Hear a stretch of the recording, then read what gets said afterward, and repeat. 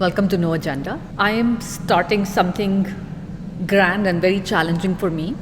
I am planning to start reading from this book of verses of Baba Bulle Shah. So, this is a Murti Classical Indian Library collection. I'm sorry, I said that wrong. It's Murti Classical Library of India collection. It is a collection of all of Baba Bulle Shah's work. I had always wanted to read his poetry in a book form. Of course, growing up in India, we've heard his words as part of Hindi film songs, as part of folk songs in Punjabi. However, I'd never had the opportunity to read the original composition in a book format. It is also very hard for me to read this because I only studied Punjabi for 1 year when I was in grade 8 in Chandigarh, and I have forgotten a lot, so it takes me time to sort of join the letter by letter and then make a word. But I feel I'm finally motivated enough to make that effort because it does mean something to me. So these are words that had been written 250 years ago. And I am not saying that just because something is old, it makes it valuable. But because something has survived in the oral tradition for 250 years, I think it is worth making the effort to get to know it for me. This has the Gurmukhi script and it has a English translation by Christopher Shackle. You will see that I actually wrote down the Devanagari script for myself in parts because, like I said, it takes me time to read the Punjabi alphabet. But as of this morning, I decided to not write it in Devanagari, but to actually do a transliteration in English because my daughters, both of them, don't know how to read either Gurmukhi or Devanagari scripts. So I thought that eventually someday, if they would like to read this, they might need a transliteration in English. So that's my other project that I'm going to work on and do for all of these poems. A word about Christopher Shackle's translation. It is amazing that someone who is not of the same culture would actually spend this much time and effort understanding, being able to read Gurmukhi, to understand the Punjabi words, to put everything together and then to translate it into English. So that's an immense amount of effort, and I have a lot of respect and I feel grateful to Christopher Shackle for doing this. But at the same time, when I read a translation, I am not going to be able to read his words exactly because they at times don't sit well with me. That's not the sense that I make of the words in Punjabi. So my translation is going to be some of my own and some relying on his translation. So this series of reading Baba Bulle Shah's poetry is not an accurate reading of Christopher Shackle, though of course I am not vain enough or I do not have the audacity to try to change any of Baba Bulle Shah's words, so it will be very honest, faithful reading of the Punjabi verses. But do take my translation with a grain of salt. It is not exactly Christopher Shackle, it's part me, part him. So any mistakes are mine and mine alone. Let's start. So this starts with Ulte hor zamane aaye, ta main ped sajande paaye. So Christopher Shackle says, different topsy-turvy times have come, so I have discovered the beloved's secrets. I would possibly read it as that when life does not go as planned, so when things turn upside down, that is when you understand the secrets of the universe.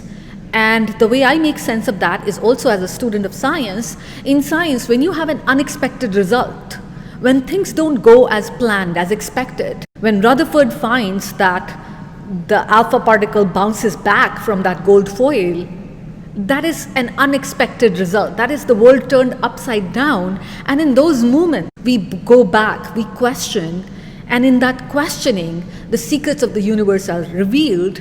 Rutherford finds that Thomson was wrong, that the positive charge was not spread evenly across the atom, but there was instead a small tiny nucleus in the middle of the atom, and most of it was empty space. That's my reading of Ulte hor zamane aaye, ta main ped sajande paaye. कि कां लगड़ नूं मारन लगे चिड़ियां जुरे ढाए घोड़े चुगन अरूड़ियां उत्ते गधे खूद पवाए. That crows have started killing the hawks, sparrows have brought down falcons, horses are reduced to grazing on rubbish heaps, and donkeys are being fed fine meals. कि अपने आप विच उल्फत नहीं कि चाचे की ताए. There is no affection between people of the same kind, between people of the same family, the grown clan, the big clan, what chachas or what tayas. Pyo putra itfaq na kai, tiyan naal na maaye. There is no harmony between fathers and sons or between mothers and daughters. Again, I sort of find that slightly funny in the sense that if this is what he's saying 250 years ago, isn't that the lamentation that I've heard from so many other people, especially people of the older generation, saying, look, now kids don't talk respectfully, whereas back in our day, there was so much affection and sons were so respectful of their fathers or daughters were very respectful of their mothers. But if Baba Bulle Shah is saying this 250 years ago, I feel like what are you complaining about? That has always been the way of the world. Sachya nu pai milde takke, chuthe kol bahaye. That the true honest people get pushed aside. No one wants to listen to the voice of truth. Whereas fake people, fake friends, are still valued sometimes in society. You could also take that to mean as people who know how to play the game, who know how to work the system, perhaps get those promotions, do well in their careers, as opposed to the true hard workers. Agle ho kangle baithe, pichleyan farash bichaye, that the former leaders are now in a destitute state, whereas carpets are being laid for those who were in the back. Puriyan wale raje kite, rajeyan peek mangaye. Those who were beggars, who had the rough blankets, maybe peasants, are now kings, and the kings are reduced to begging for alms. Bulliya hukam hajuron aya, tisnu kaun hataye. So that the order, Bulliya, this order has come from divinity, or possibly this is the divine order, this is the divine law, who can change it? So then when I read the last line, I am more inclined to take the meaning of the earlier lines as, this is the way the world works, those who are in the back come to the front, and those who are in the front have to go in the back. So it's possibly referring to a cyclical nature of all things, of honor, of respect, of good name, fame, wealth, position, status in society, that maybe that is the way the world works. None of these things stay forever. They are with some people at one time, and they can be given to other people at another time, and there is no reason that this needs to stay constant. So I will try to read the whole poem at one go. कि उल्टे होर जमाने आए तां मैं भेद सजन दे पाए, कां लगड़ नूं मारन लगे चिड़ियां जुरे ढाए, घोड़े चुगन अरूड़ियां उत्ते गधे खूद पवाए. उल्टे होर जमाने आए, आपणियां विच उल्फत नाही की चाचे की ताए, प्यो पुत्रां इतफाक न काई, धीआं नाल न माए. उल्टे होर जमाने आए.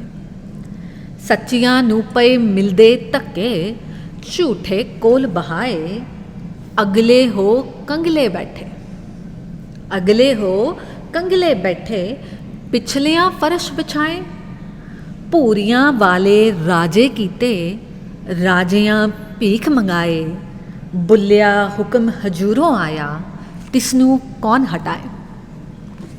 Thank you so much for watching this. If you have the time, please do leave me your comments, feedback and suggestion, and do subscribe. Thank you.